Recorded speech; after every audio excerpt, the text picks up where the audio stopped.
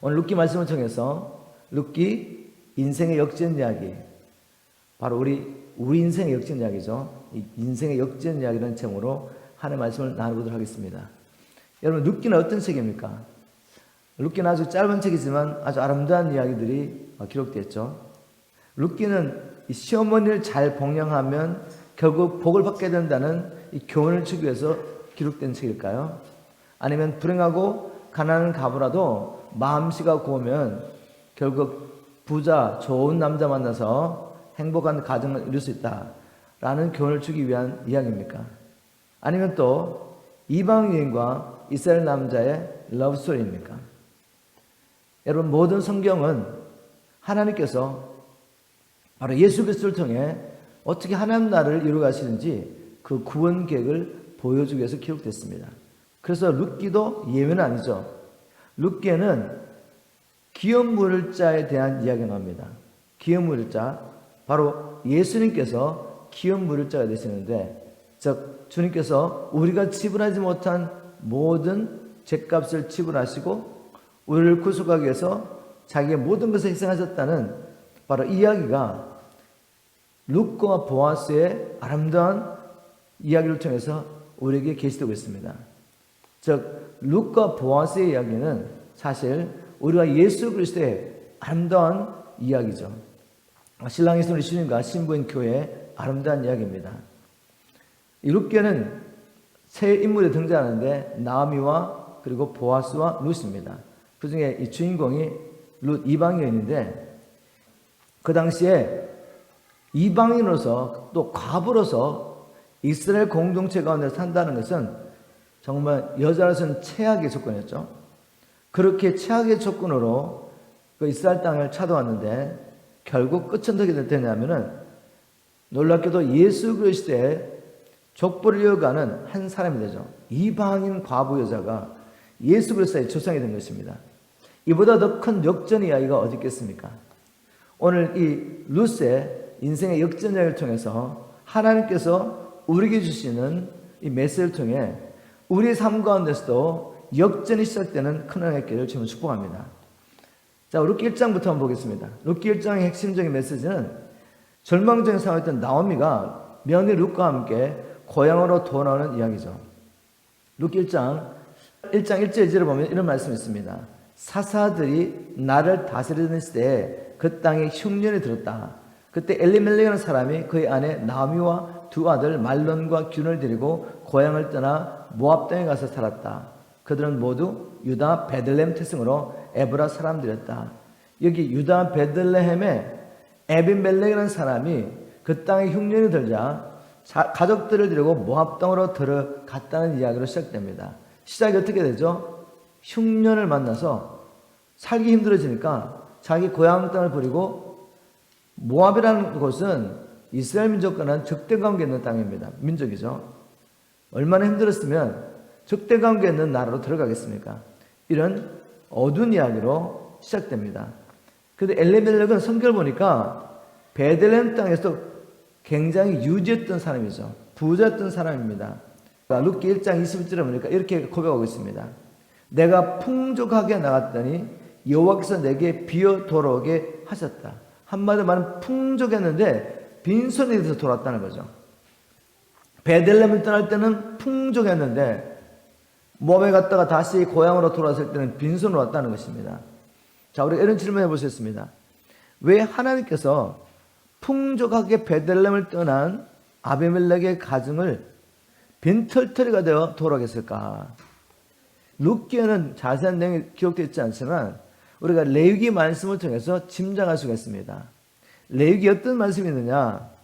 레위기 25장 35절 36절 말씀을 제가 쉬운 성경을 한번 읽어보겠습니다.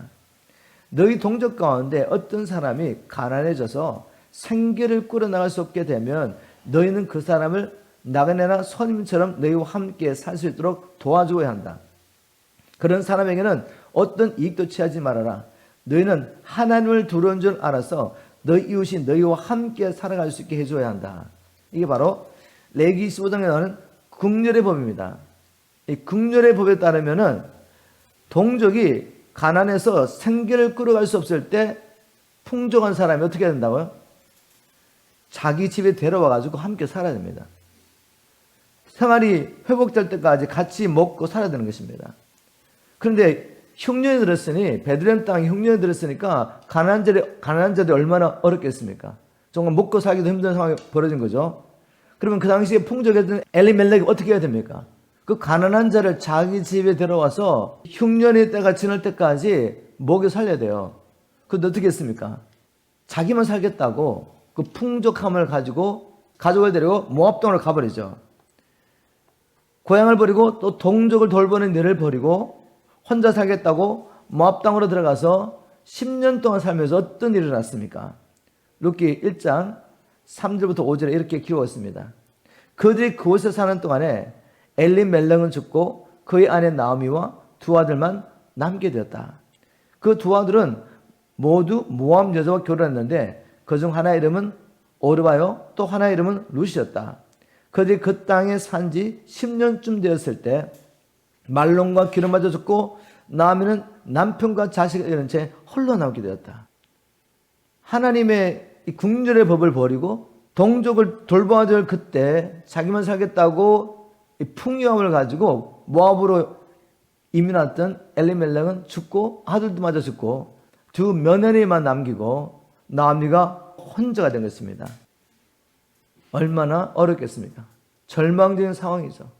남편과 아들들과 함께 풍족하게 나왔는데 10년 돌아보니까 다 잃어버렸습니다. 그리고 과부가 된 며느리 둘과 자기만 남은 거죠. 자, 이렇게 절망적인 상황 가운데서 나오미가 어떤 소식을 듣냐면 하나님께서 자기 백성들을 축복하셔서 유다 땅에 풍년이 들었다는 소식을 듣고 두 며느리와 함께 고향으로 돌아갈 마음을 먹게 됩니다. 룻기 1장 6절에 이렇게 기록하고 있습니다. 그 무렵 이렇게 절망적인 상황가 됐을 때 주께서 이스라엘 백성을 돌아보시어 유다 땅에 풍년이 들었다는 소식이 들려왔다. 나오미는 두 며느리와 함께 모압을 떠나 고향으로 돌아갈 차비를 했다. 모압 땅에서 아무런 소망이 없습니다. 모든 걸 잃어버렸습니다. 돌아갈 수 있는 곳 고향밖에 없죠. 모든 걸 잃어버렸지만 그래도 고향으로 하나님의 백성이 있는 곳으로 내가 다시 돌아가야겠구나 라는 결정을 하게 됩니다. 그래서 두 며느리와 함께 유다 땅으로 돌아가던 중에 갑자기 나오미가 생각을 바꿨습니다. 아, 내가 이 며느리를 데려갈 게 아니구나. 그 땅에 돌아가봤자 얘들은 아무 소망이 없다. 그래서 모두 친정으로 돌아가는 말합니다. 룻기 1장 8절에 보니까 나오미가 두 며느리에게 말했다. 얘들아, 너희는 친정으로 돌아가거라. 또 9절에도 주께서 너희를 돌보셔서 새 남편을 만나 행복한 보금자를 꾸미기 바란다. 왜 나오미의 마음이 바뀌었냐면 이스라엘 공동체 안에서 과부가 할 수 있는 일이 아무것도 없었습니다. 특히 이들은 이방인 여인이었죠. 생존을 살 수 있는 일은 두 가지밖에 없었습니다. 몸을 팔든지 아니면 다른 사람의 노예가 되는 것이죠. 그래서 자기 며느리들에게 정말 너무 어려운 결정 같아서 며느리를 돌려보내려고 했죠. 첫째 며느리는 결국 시어머니의 말에 설득당하고 친정으로 돌아가지만 둘째 며느리인 룻은 끝까지 나오미를 따라가겠다고 결단하죠. 그러면 왜 룻은 고향으로 돌아가지 않고 나오미를 따라가기로 했을까? 룻은 나오미가 섬기는 이스라엘 하나님 여호와 하나님을 만난 사람입니다. 룻기를 쭉 읽어보면 그걸 발견할 수 있겠죠. 그가 가지고 있는 시어머니를 공경하려고 했던 마음은 인간적인 동정심이 아니라 부모를 공경하는 이 하나님의 말씀을 깨달았고 정말 이 나오미를 섬기기 원했습니다. 그리고 더 중요한 것은 룻은 여호와 하나님을 만난 후에 이제는 여호와 하나님의 백성과 여호와 하나님만을 섬기기로 결단한 것이죠. 룻의 고백을 보면 알 수가 있습니다. 룻 1장 16절 아주 유명한 고백이죠. 현대 성경에 이렇게 기록했습니다. 룻은 이렇게 대답하였다. 저에게 억지로 어머니 곁을 떠나라고 강요하지 마시고 어머니와 함께 가게 해주세요. 어머니께서 가시는 곳에 저도 가고 어머니께서 사시는 곳에 저도 살겠습니다. 어머니의 백성이 저의 백성이 되고 어머니 하나님이 저의 하나님이 되실 것입니다. 이게 중요한 거죠. 룻은 이방인이었지만 나오미를 통해서 하나님을 만나게 됐습니다. 그리고 여호와 하나님을 섬기며 하나님의 백성과 함께하기로 결단한 것입니다. 그것은 엄청난 대가를 지불해야 하는 것이죠. 자, 룻기 1장 이야기를 한번 요약해 보겠습니다. 이 유다 땅 베들레헴의 엘리멜라는 사람이 흉년에 들었을 때 잘못된 선택을 하게 되죠. 그 잘못된 선택으로 말미암아 하나님께서 주셨던 그 모든 풍요함을 잃어버립니다. 즉 절망적인 상황이 된 것이죠. 근데 룻기는 이 절망적인 상황으로 끝나지 않습니다. 희망이 보입니다. 희망이. 그 절망적인 상황 가운데서도 나오미가 새로운 결단을 하는 거죠. 바른 결단을 했습니다. 왜 이렇게 된 것을 보면서 다시 하나님이 계신 곳, 하나님의 백성이 있는 곳으로 돌아가기로 결단한 것이죠. 나오미도 바른 결정을 했지만 또 룻도 가장 축복된 결정을 한 것이죠. 이스라엘 땅에 산다는 것은 많은 것을 희생해야 되고 멸시와 천대를 받아야 되는 그런 상황이지만 이스라엘의 하나님 여호와 하나님을 섬기고 또 홀로 남으신 시어머니를 섬기겠다고 결단한 놀라운 결단이 있습니다. 그래서 여기에 희망이 보이는 것입니다. 우리 한번 1장 말씀을 생각하면서 우리 자신에게 적용해 봤으면 좋겠습니다. 나는 엘리멜렉처럼 당장 눈에 보이는 문제 해결을 위해서 하나님의 뜻을 버리고 세상의 길을 선택하지는 않았습니까? 그 결과 모든 것을 잃어버리고 절망과 있지는 않습니까? 그렇다면 어떻게 됩니까? 이제 나오미처럼 이제라도 바른 결단을 해야죠. 무엇보다도 하나님의 길을 선택해야 됩니다.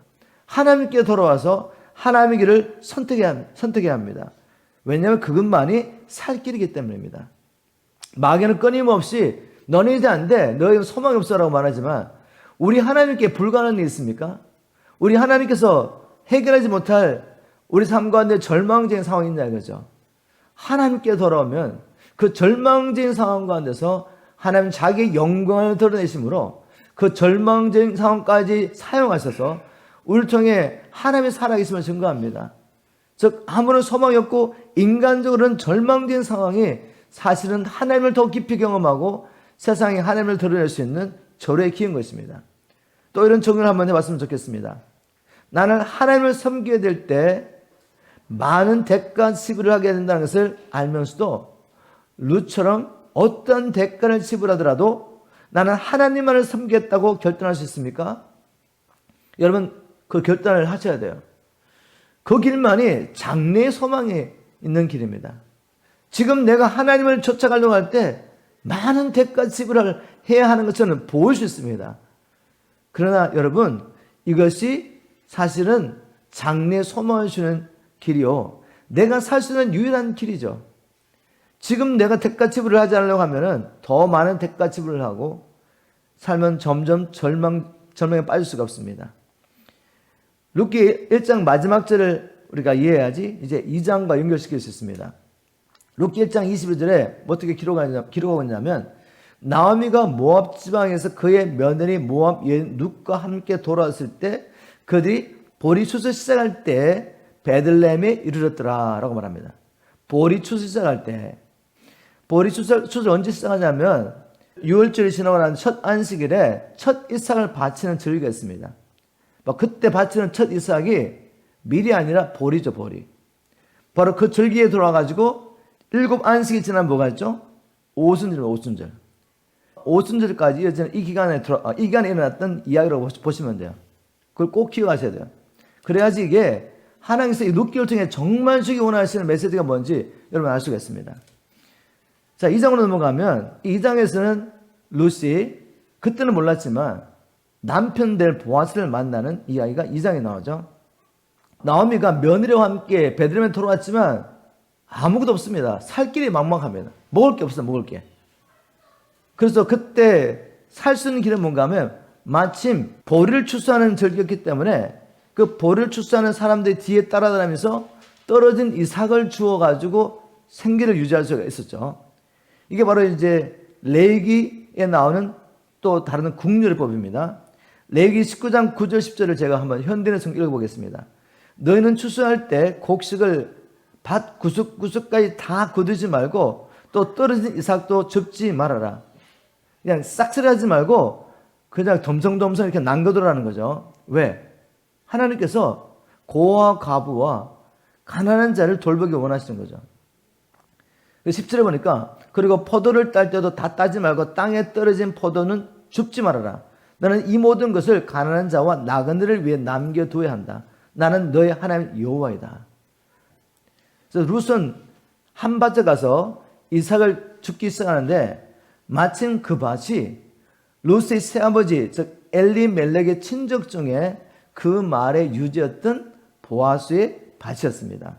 룻기 2장 1절 나오미에게는 남편 쪽으로 친척이 한 사람이 있었다.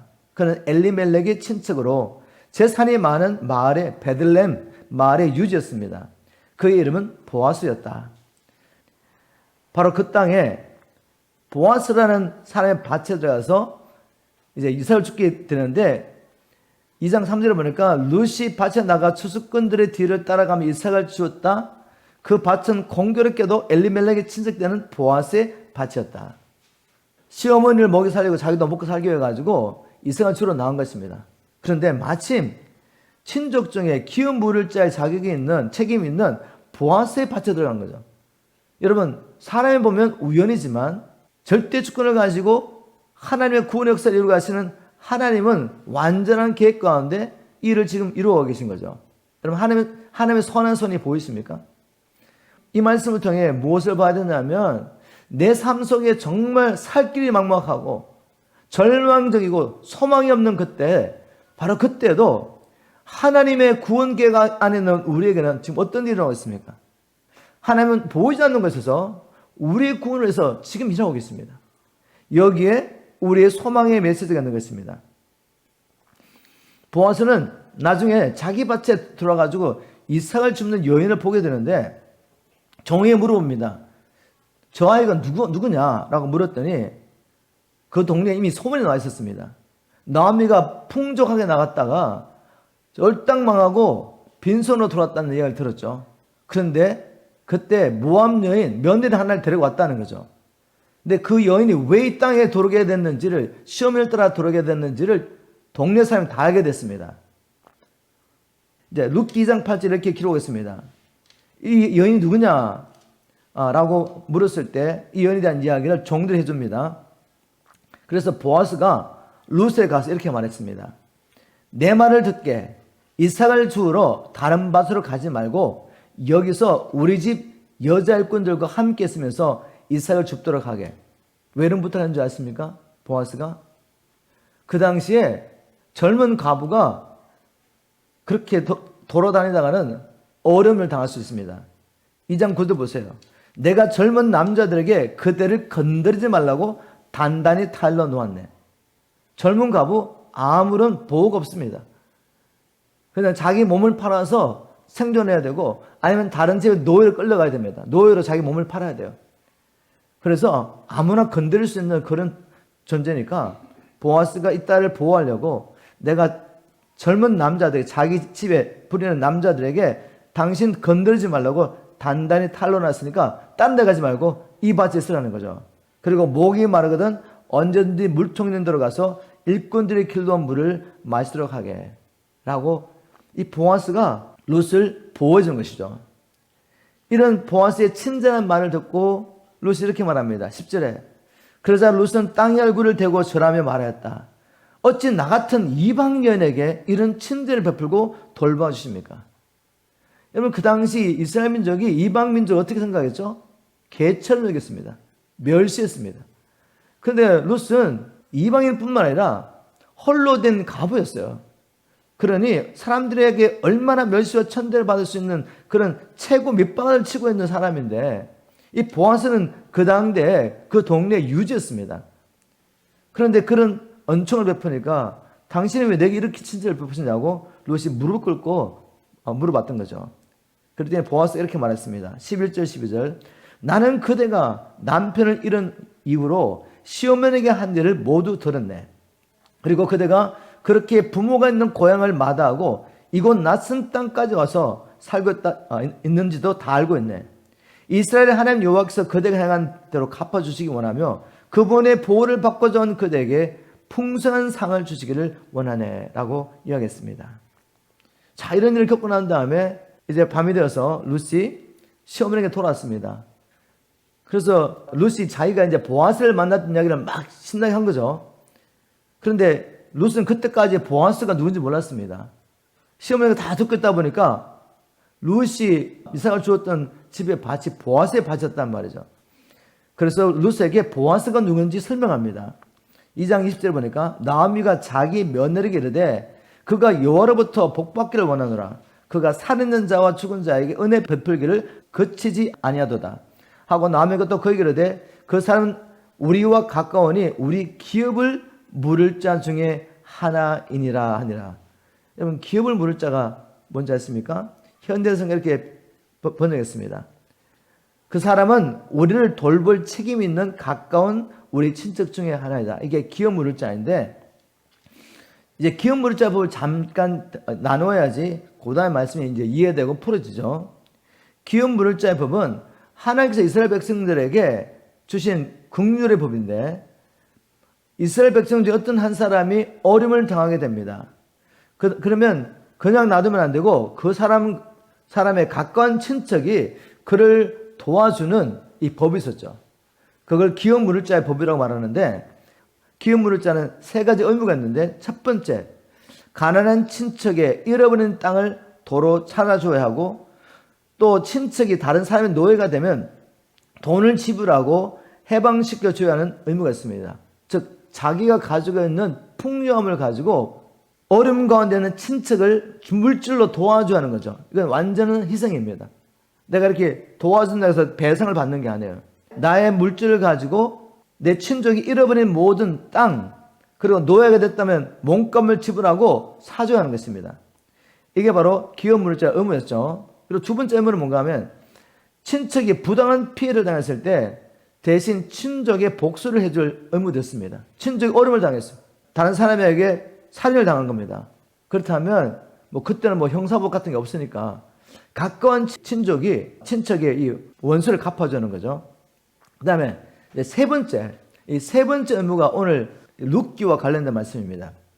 세 번째 의무는 뭔가 하면, 친척이 자식이 없이 죽었을 경우에 가까운 친척이 그 과부와 결혼하여 자식을 낳아줄 의무가 있습니다.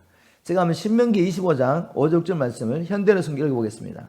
만일 형제들이 함께 살다가 그중 하나가 아들이 없어 죽으면 그 미망인은 집을 나가 다른 사람과 재혼해서는 안 됩니다. 죽은 그 남편의 형제가 그 여인과 결혼하여 형제로서의 의무를 다해야 합니다.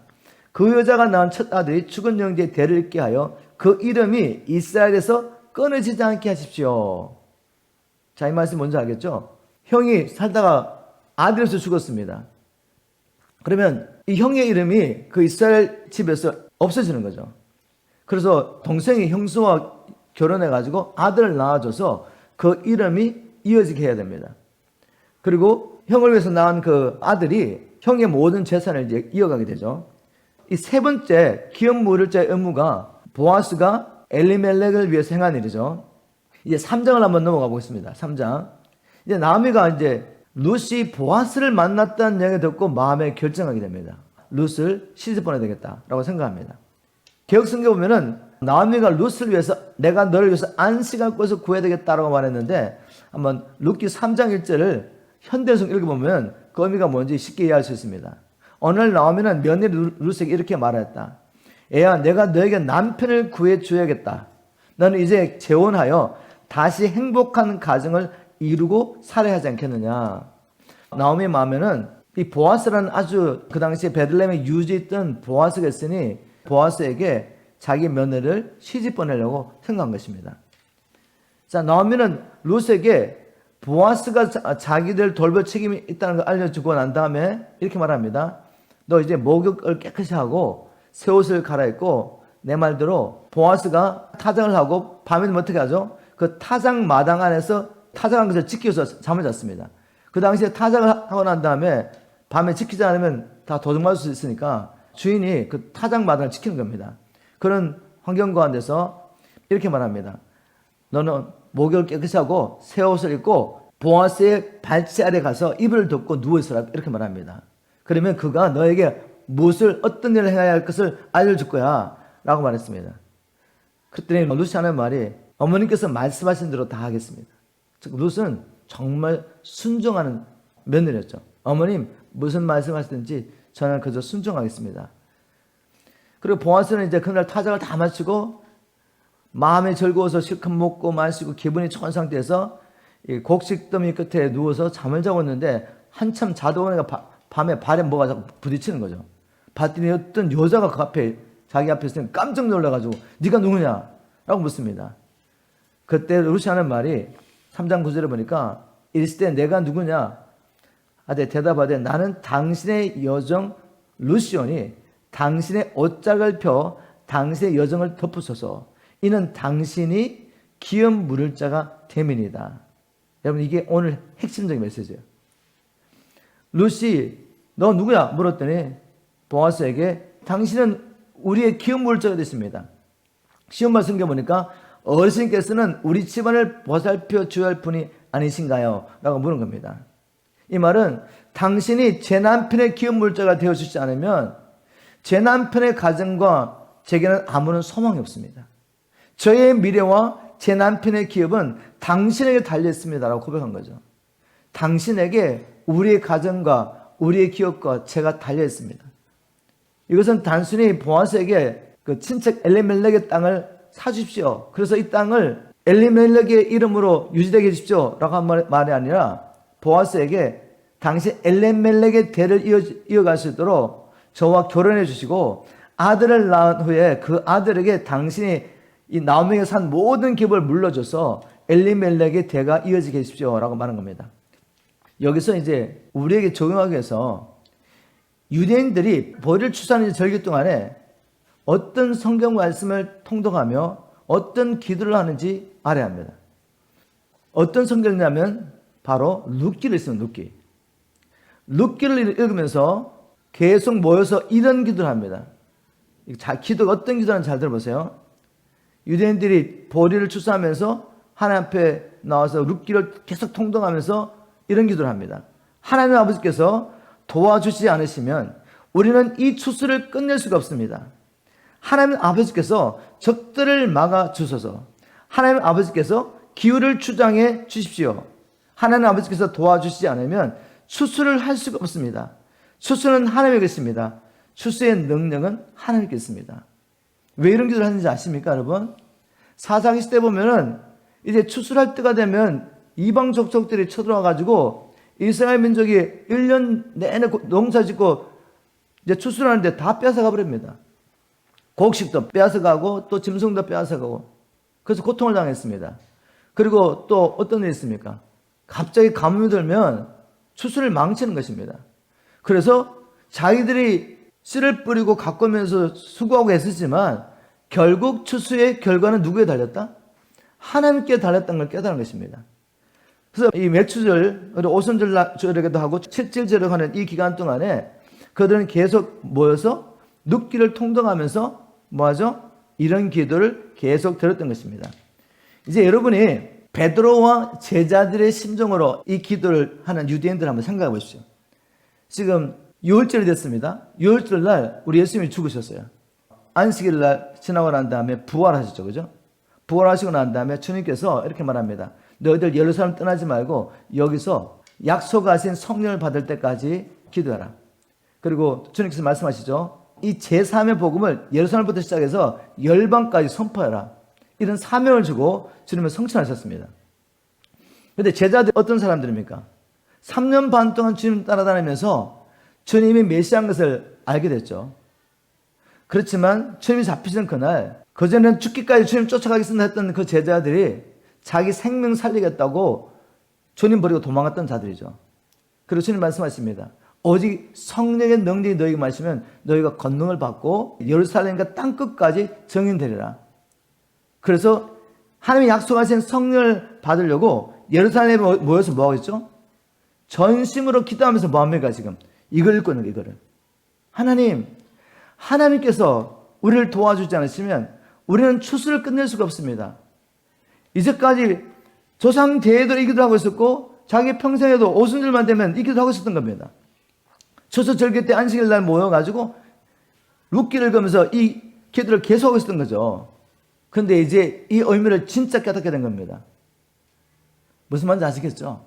하나님께서 제자들에게 열방 추수를 맡겼잖아요.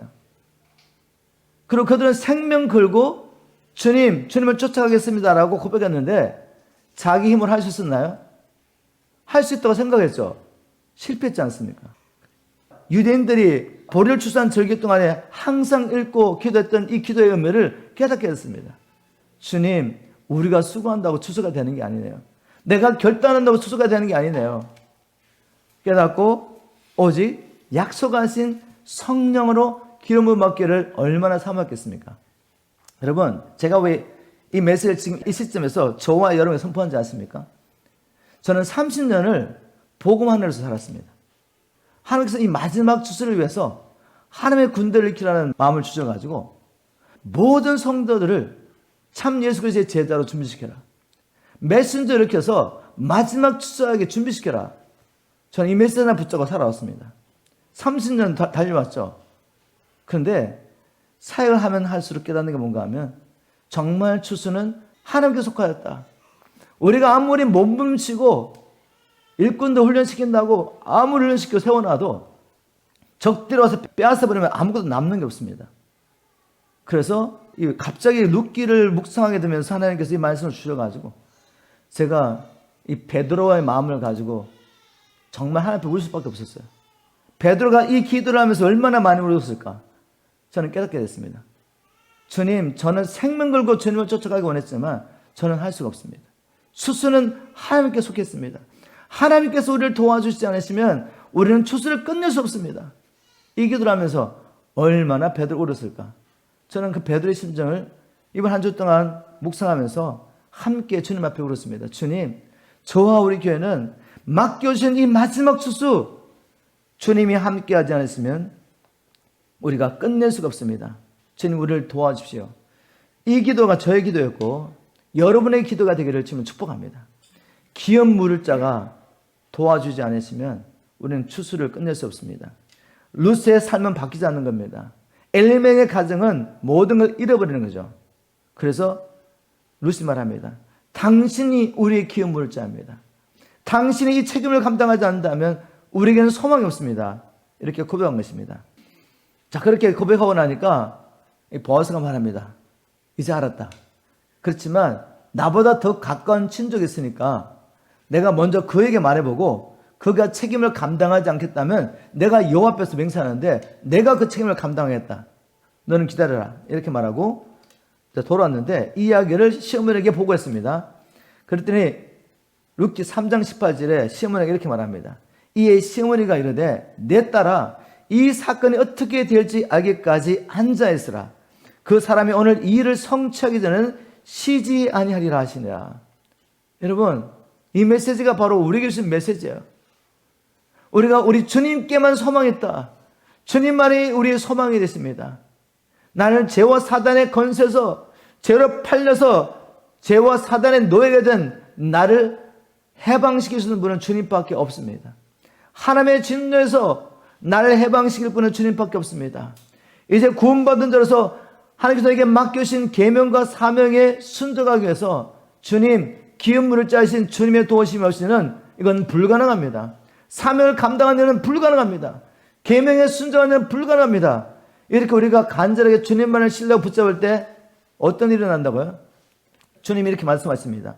기업 물을 짜신 우리 주님께서는 우리의 구원을 이루기까지, 우리의 기도가 응답될 때까지 쉬지 않고 일하실 겁니다. 여러분 믿으십니까? 우리 주님은 쉬지 않고 지금 일하십니다. 자, 룻기 4장에 결국 가까운 친족이 자기는 재산을 잃어버릴까봐 기업 물을 자의 그 책임을 내려놨습니다. 그리고 이제 보아스에게 맡겨졌죠. 보아스는 기꺼이 자기의 재산을 희생하면서 엘리멜렉의 가정을 회복해 주기 위해서 보아스가 룻과 결혼합니다. 4장 13절부터 14절. 이에 보아스가 룻을 맞이하여 아내로 삼고 그에게 들어갔더니 여호와께서 그에게 임신하게 하심으로 그가 아들을 낳은지라. 여인들이 나오미에게 이르되 찬송할지로다. 여호와께서 오늘 내게 기업 물을 자를 없게 하지 아니하였도다. 이 아이 이름이 이스라엘 중에 유명하게 되기를 원하노라. 17절에 이렇게 기록했습니다. 그의 이웃 여인들이 그에게 이름을 지으시되 나오미에게 아들이 태어났다 하여 그의 이름을 오벳이라 했는데 그는 다윗의 아버지인 이새의 아버지였더라. 여러분, 이방 여인이 이스라엘 땅에 와가지고 보아스와 결혼한 것도 이거 완전히 대박이 터졌는데, 지금 놀랍게도 이방 여인, 그 여인이 예수님의 대를 이어가는 조상의 한 사람이 된 것입니다. 여러분, 이 룻기 이야기는 정말 인생 역전 이야기입니다.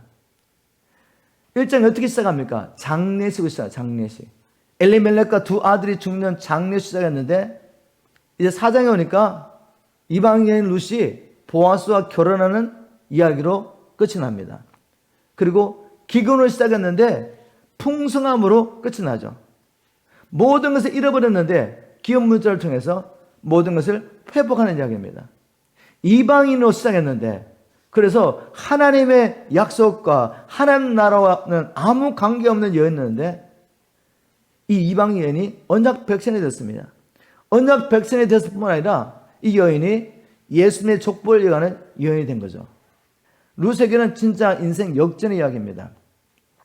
하나님께서 이 룻기를 통해서 지금 우리에게 주시는 메시지는 분명합니다. 하나님 이렇게 말씀하십니다. 지금 우리가 어떤 절망적인 상황이 있다 할지라도 절대로 낙심하지 말라고 말씀하십니다. 혹 우리가 잘못된 선택으로 경제적으로 도저히 회생할 수 없는 그런 불가능한 상황이 있다 할지라도 주님 말씀하십니다. 네가 내 안에 있다면 절망하지 말고 나에게 나와서 하나님만 의지하며 부르짖으라고 말씀하십니다. 사람과 관계 가운데 갈등이 너무 심하고 골이 깊어서 도저히 회복될 수 없는 그런 상황이 할지라도 주님 말씀하십니다. 절망하지 말고 내게 나와라고. 기업 물자하신 주님께 가서 간구하십시오. 병이 너무 깊어서 치유될 가능성이 전혀 없을 때도 주님 말씀하십니다. 내게 나와라고. 내가 너의 모든 질병을 짊어졌다.